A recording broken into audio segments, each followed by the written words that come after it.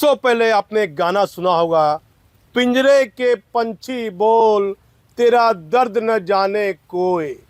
IPS पर यह खबर है, बिहार में आईपीएस महकमे पर खबर है। आज सरकार ने एक अधिसूचना जारी हुई।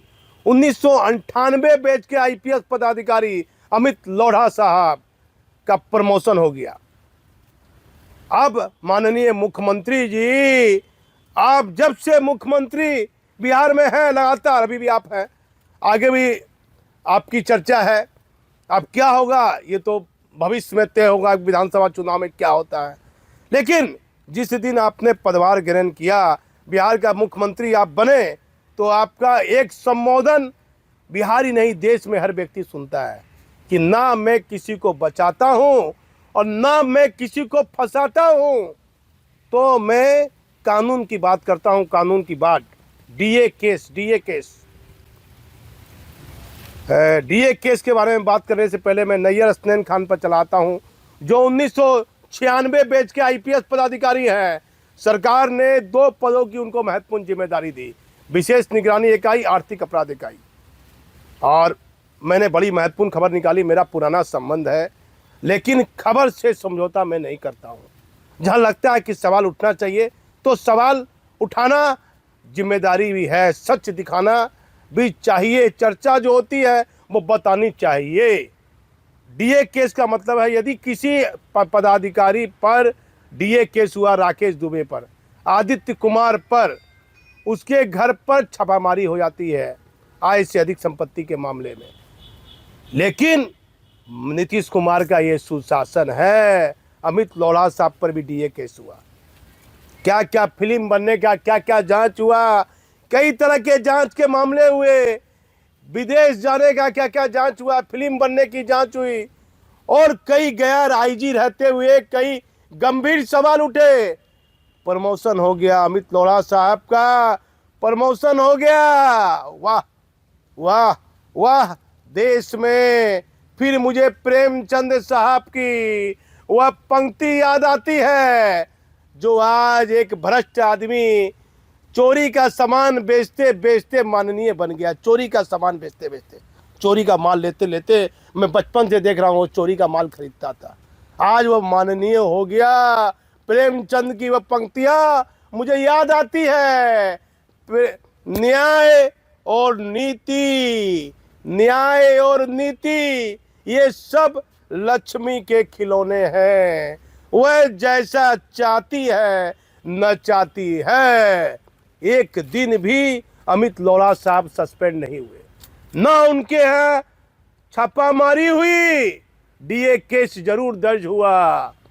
इतने प्रभावशाली आईपीएस पदाधिकारी जिन पर कई गंभीर आरोप लगे, मेरे पास एक पदाधिकारी ने मुझे बहुत कुछ बताया, बहुत कुछ प्रमाण मेरे पास में है, बहुत कुछ मैं दिखा दूंगा। यदि सुना दूंगा तो बिहार में भूचाल आ जाएगा, भूचाल आ जाएगा। मेरे पास पुख्ता प्रमाण है। लेकिन क्या सच है, राकेश दुबे, जिसके यहाँ कोई माननीय राष्ट्रपति महोदय, जब वो आरा में एसपी थे, उनके यहाँ चले आए। बताया जाता है कि जो राष्ट्रपति महोदय आए वह पहले बिहार में राज्यपाल थे, उन्होंने लिख दिया था कि ये गुड अफसर है, कुछ कुछ लिखा लेटर पैड में। वो लेटर पैड उस आईपीएस पदाधिकारी के पास में है। 90 दिन कोरोना काल के समय में वह भोजपुर एसपी बनाए गए। जिस पदाधिकारी ने उनको दोषी माना, वह भोजपुर एसपी पदभार ग्रहण किए, लिखा वेरी गुड, बधाई हो। जिस पदाधिकारी ने उन पर कार्रवाई में माना कि ये दोषी है, सरकार को रिपोर्ट दी, उस बताया जाता है, चर्चा, हमारा कहना नहीं है, चर्चा ये भी लोग कहते हैं कि राकेश दुबे ने एक मामला कोर्ट में भी लगाया है। क्या लिखा व्हाट्सएप पर, क्या मैसेज किया कि ऊपर से मुझे ऑर्डर मिला है, आपको फंसाना है। 4 साल ब्राह्मण देवता, ब्राह्मण परिवार से वह व्यक्ति आता है। जाति का नाम मैं क्यों नहीं लूंगा? आज के इस कलयुग में जाति के नाम पर बिहार ही नहीं देश में तूती बोल रही है, तूती। ब्राह्मण परिवार से एक व्यक्ति, जिसका पिता एक दरोगा होता है, माँ बेड पर पड़ी है, उस पर गंभीर आरोप लग जाते हैं। राकेश दुबे को सबसे बड़ा घोटालेबाज, भ्रष्ट पदाधिकारी साबित कर दिया जाता है। कार्रवाई हो जाती है, उसके घर पर रेड हो जाती है। वीडियो, उसकी कोई बहन है बुजुर्ग देवघर में, जिसको उसका पुराना संपत्ति है, कोई मतलब नहीं है, वहां भी छापामारी हो जाती है। और वह अपना सीने में दर्द लिए, जिसके लिए उसने अपने जीवन में नौकरी का सारा पल जिस पदाधिकारी के लिए बिता दिया, जिस पदाधिकारी के सेवा में अपना पूरा करियर लगा दिया, मुझे तो अपनों ने लूटा। लोग मुझे कहते थे दोस्ती में, बचपन में भी, कि मुझे तो अपनों ने लूटा, गेरों में कहां दम था, मेरी कश्ती वहां डूबी जहां पानी कम था। राकेश दुबे कहीं बीएमपी में तैनात है, और बताया जाता है पर्दे के पीछे का ये सच है कि जो पदाधिकारी ने उन पर रिपोर्ट किया, वह पदाधिकारी उनको मैसेज करते हैं, फोन करते हैं, या क्या बोलते हैं, ये प्रमाण है, पुख्ता प्रमाण है उस पदाधिकारी के पास कि मुझे ऊपर से ऑर्डर आया था। जिस जांच टीम के पदाधिकारी ने उन्हें दोषी माना, उन्होंने कहा मुझे ऊपर से ऑर्डर आया था। और उन्होंने आरा एसपी, जब भोजपुर एसपी बने तो उन्होंने बधाई दी। और एक महत्वपूर्ण बात जो उस आरोप में लिखा है, राकेश दुबे के आरोप में, कि इस व्यक्ति से टेलीफोन से बातचीत हो रही थी, सच यही है कि 90 दिन पहले आरा में कौन एसपी था, उस एसपी से बातचीत का राकेश दुबे को दिखा दिया गया। कई महत्वपूर्ण तथ्य है, लेकिन कहां कोई सुनता है। बिहार में अभी जाति की बात आ जाएगी, आप क्या लिया है, उसकी मां बेड पर पड़ी है, बच्चे हैं, उसका फीस लगता होगा, मेरा ही बच्चा है उसका ही फीस लगता है। यदि वह गड़बड़ था पदाधिकारी राकेश दुबे, तो मैं अपने चैनल पर एक नहीं सैकड़ों वीडियो मैंने उस आईपीएस पदाधिकारी के खिलाफ बनाया। फिर एक आईपीएस से मैं मिलने के लिए दिल्ली में गया, वो बेड पर लेटा हुआ था, मेरे व्यक्तिगत संबंध है, वह आईपीएस इस दुनिया से चले गए। मुझे कहा मेरा नाम लेके, क्या आप उसको ईमानदार बोलते हैं? सरकार का दो विभाग लिया हुआ है, गड़बड़ किया, उनकी कार्यशैली पर सवाल उठा। यह भी मुझे उस पदाधिकारी ने कहा कि जिसके पास दो पद था, नैयर हसनैन खान साहब के पास दो महत्वपूर्ण पद, मैं तो उन पर कोई आरोप नहीं लगा रहा हूं, ये चर्चा थी। मरने वाले पदाधिकारी ने भी कहा कि आप सरकार को कह सकते हैं, सरकार से जांच की मांग कर सकते हैं। कोई तनवीर डीएसपी था, उनको क्लीन चिट, केसर आलम को इंस्पेक्टर था, उसे क्लीन चिट, सफील हुक था, उसे क्लीन चिट। जांच में जो पदाधिकारी उनकी सौजाती से आते हैं, वाह नीतीश कुमार जी, मैं तो दुनिया से चला जाऊंगा, लेकिन ये जाति और सौजाती के मोह के कारण आज बिहार का विकास पिछड़ा हुआ है। बिहार पिछड़ा हुआ है। यूट्यूब पर भी आप डालिए, गूगल पर भी डालिए कि बिहार बीमारू राज्य के गिनती में क्यों आता है, तो जाति भी एक कारण आती है। नैयर हसनैन किन किन पदाधिकारी को क्लीन चिट मिला और किसे दोषी माना गया, यह भी सवाल खड़ा होता है। मैं सवाल खड़ा कर रहा हूं, मेरे व्यक्तिगत संबंध है, पूर्णिया में एसपी थे, मैं जाता उनके ऑफिस से मिलने के लिए, तबीयत मेरी खराब थी, मुझे सम्मान दिया, मान सम्मान दिया, कोई कमी नहीं है, लेकिन मैं सच दिखाने का जरिया हूं। एक मरने वाले पदाधिकारी ने, जो इस दुनिया से चले गए, 2-3 महीना 4 महीना हुआ उनको इस दुनिया से गए, मुझे कहा नहीं ये आप सवाल उठाइए, ठीक है आपके व्यक्तिगत संबंध हैं, तो जिस पदाधिकारी को निर्दोष साबित किया वह उन्हीं के सौजाती से है, क्यों नहीं इस पर सवाल उठेगा?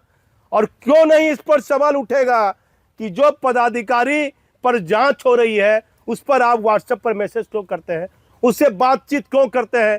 सवाल तो खड़ा होगा। अब एक मामला और आ गया, नैयर साहब लौटने वाले हैं, वहां से लौटेंगे नैयर हसनैन खान साहब, तो बताया जाता है सरकार में ये चर्चा होने लगी है कि नैयर हसनैन खान को ही वापस वह दोनों पद दे दिए जाएंगे।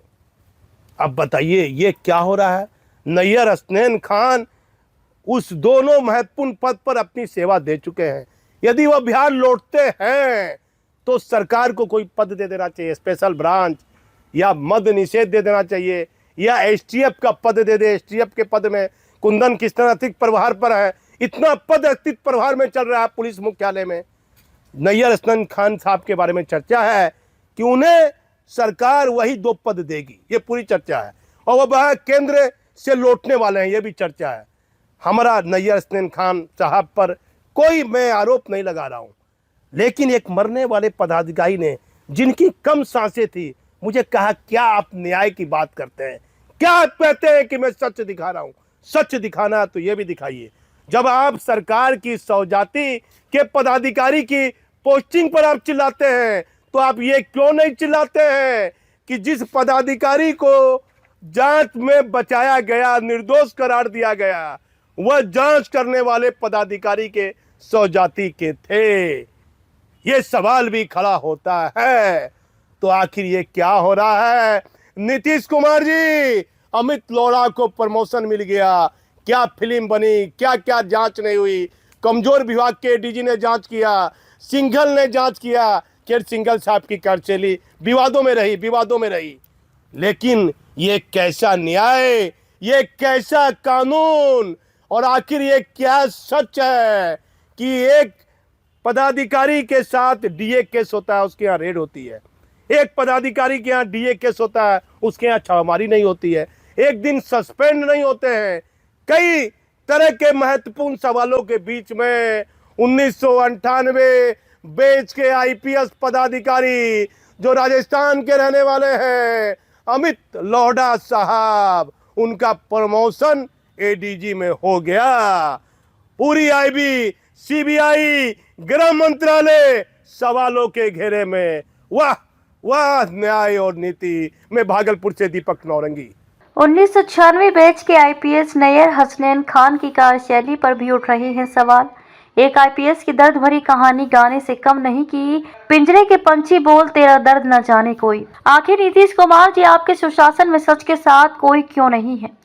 किन परिस्थिति में 1998 बैच के आईपीएस अमित लोढ़ा को सरकार ने एडीजी में दे दिया प्रमोशन? कई आईपीएस पर सरकार ने कार्रवाई भी की और कई के साथ पक्षपात भी देखा गया। आय से अधिक संपत्ति के मामले में अमित लोढ़ा पर केस तो दर्ज हुआ, लेकिन छापामारी क्यों नहीं? आईपीएस राकेश दुबे पर हुई कार्रवाई के मामले में सरकार सहित जांच एजेंसी भी सवालों के घेरे में। मुख्यमंत्री जी, राकेश दुबे के मामले में पूरी फाइल को मंगाकर ध्यान से समीक्षा करवाइए। किसने किसको बचाया, किसने किसको फंसाया? 2 विभाग में तैनात आईपीएस की कार्यशैली पर उठे सवाल। आईपीएस नैयर हसनैन खान को केंद्र से आपके लौटने के बाद 2 पुराने विभाग की जिम्मेदारी दिए जाने की चर्चा। मुख्यमंत्री जी, आप हमेशा कहते हैं ना किसी को फंसाता हूँ ना किसी को बचाता हूँ, क्या सच है?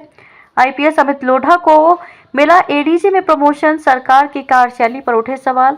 सिर्फ राकेश दुबे पर कार्रवाई होने से चर्चा है कि सरकार ब्राह्मण समुदाय के खिलाफ कार्रवाई कर रही है। बिहार में कई चर्चित आईपीएस पदाधिकारियों पर नीतीश कुमार के सुशासन में कार्रवाई हुई। इस कार्रवाई में बिहार पुलिस के 2 विभाग आज भी बड़ी चर्चा में हैं। कारण क्यों, क्या और सवालों के घेरे में भी रहे। क्यों रहे, क्या कारण है, इसका सच तो जानिए। किसी पर भी आय से अधिक संपत्ति का मामला दर्ज होगा, केस दर्ज होने के बाद तुरंत उसके साथ छापामारी होगी। बिहार में जिन आईपीएस पदाधिकारी पर आय से अधिक संपत्ति का मामला दर्ज हुआ, सभी पर छापामारी हुई, लेकिन एक आईपीएस अमित लोढ़ा का बिहार में इतने प्रभावशाली माने जाते हैं कि उनके ऊपर आय से अधिक संपत्ति का मामला दर्ज हुआ, लेकिन छापामारी नहीं हुई। एक दिन के लिए वे सस्पेंड नहीं हुए, विभागीय कार्रवाई नहीं हुई। उन पर दर्ज मामले को लेकर सरकार ने उनको कहीं ना कहीं एक बड़ी राहत दी थी। उनका प्रमोशन एडीजी में हो गया। आईजी रहते हुए जो गंभीर सवाल अमित लोढ़ा की कार्यशैली पर उठे, उसको लेकर बिहार सरकारी नहीं, जांच एजेंसी ही नहीं, गृह मंत्रालय तक सवालों के घेरे में है। क्योंकि ये मामला गया आईजी रहते हुए एक किट्टी नॉमिनी से जुड़ता है, क्योंकि इस व्यक्ति का जन्म पाकिस्तान में हुआ है। ये गया में आकर कैसे इसने एक संस्था बनाई और उसके तहत यह जमीन का कारोबार करने लगा। कई बड़े बड़े आईपीएस ने गया में रहते हुए किट्टी नुमानी को पूरा सहयोग किया।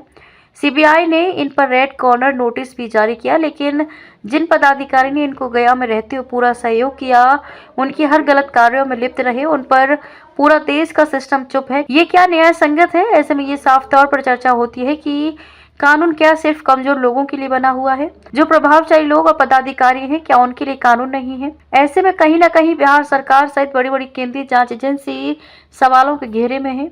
एक आईपीएस पदाधिकारी राकेश दुबे जो ब्राह्मण समुदाय से आते हैं, उनके यहाँ एक राष्ट्रपति का जाना सरकार को इतना बुरा लगा कि सरकार ने आय से अधिक संपत्ति के मामले में तुम पर केस भी दर्ज हुआ और छापामारी भी हुई। राकेश दुबे का करियर का 4 साल बाद महत्वपूर्ण बर्बाद हुआ। जीवन पर उनका दाग भी लगा हुआ है, लेकिन कोई सच जानना नहीं चाहता। सवाल जब उठने लगा कि जिस विभाग के पदाधिकारी ने उन पर यह कार्रवाई की, उनका मानना है कि कार्रवाई सरकार के द्वारा कराई गई। उसे पदाधिकारी ने कार्रवाई की जिसकी बात राकेश दुबे शुरू से मानते रहे। उसे पदाधिकारी ने कार्रवाई की जब वह भोजपुर एसपी के पद पर पदभार ग्रहण किया तो उसे व्हाट्सएप पर मैसेज किया कि बधाई, आपको शुभकामनाएं। क्या जी पदाधिकारी आप पर जांच कर रहे हैं? वैसे आईपीएस को जांच करने वाले पदाधिकारी से बात करनी चाहिए, संपर्क करना चाहिए। कितने को फंसाए, कितने को बचाए, सरकार को दोनों विभाग की जांच करानी चाहिए। लेकिन बिहार में कार्रवाई के नाम पर भी पक्षपात, जातिवाद हो रहा है जो किसी से छिपा नहीं है। पोस्टिंग के नाम पर भी हो रहा है, ये भी किसी से छुपा नहीं। लेकिन आखिर पूरे देश का सिस्टम क्यों चुप बैठा हुआ है?